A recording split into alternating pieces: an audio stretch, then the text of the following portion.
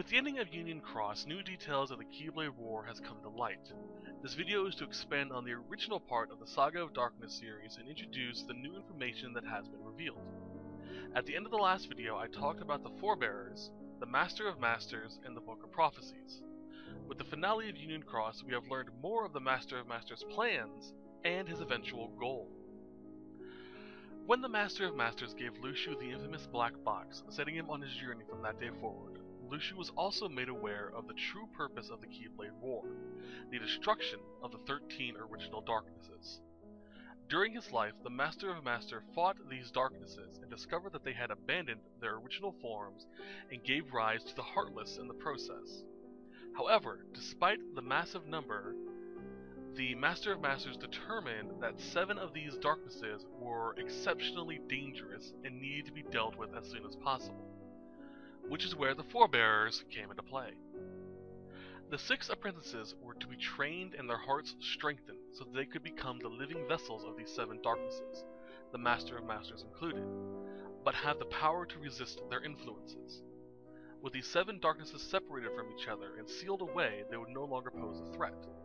The Keyblade War was the perfect way to cause these Darknesses to find their vessels and inhabit them, though it would be at the cost of all the young Keyblade Masters that fought in the war. This left 6 remaining Darknesses. 5 of them would be sealed away within the newly made Union leaders, with the final being sealed within the world itself. This would effectively keep all 13 Darknesses sealed away from each other and render them powerless.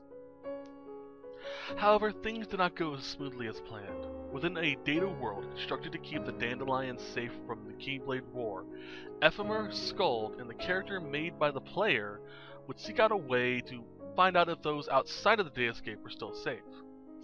During this time, 4 of the Darknesses would appear to them and demand a way out so that they would spread among the remaining real world.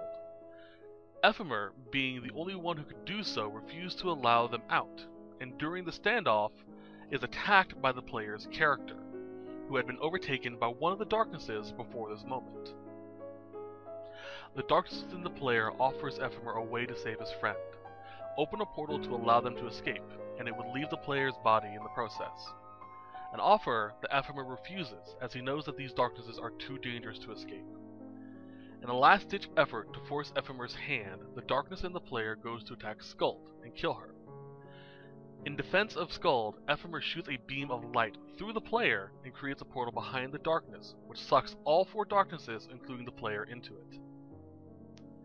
Distraught by the series of events, Ephemer and Skuld leave the Datascape and return to the real world, and discover that it is being crumbled into darkness around them.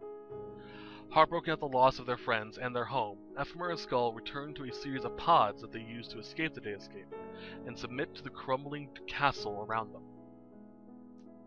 Meanwhile, the 4 Darknesses and the players find themselves in a place between the Datascape and the real world. The 4 Darknesses commend the Darkness within the player and suggest that they leave the body before it dies, or else it would die with them as well.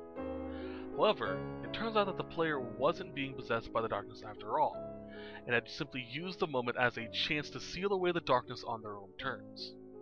Enraged by this, the Darkness lash out, trying to break free, and with the last bit of strength leaving the player's body, they pass away, embraced by their spirit Chirthy as they move on.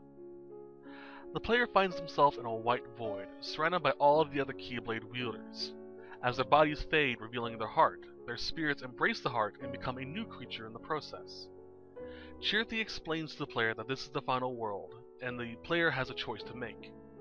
Should the player decide to sleep, the Chirthy would become a guardian of their heart and protect them, till the day they are finally able to awaken again.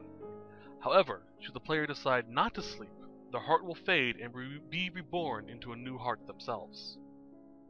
The player decides not to sleep and to be reborn, and although their reborn self does not actively remember their life during the Keyblade War, they do eventually, subconsciously, become drawn to it through history books and stories told by their masters, resulting in them becoming close friends with yet another young Keyblade user by the name of Ericus.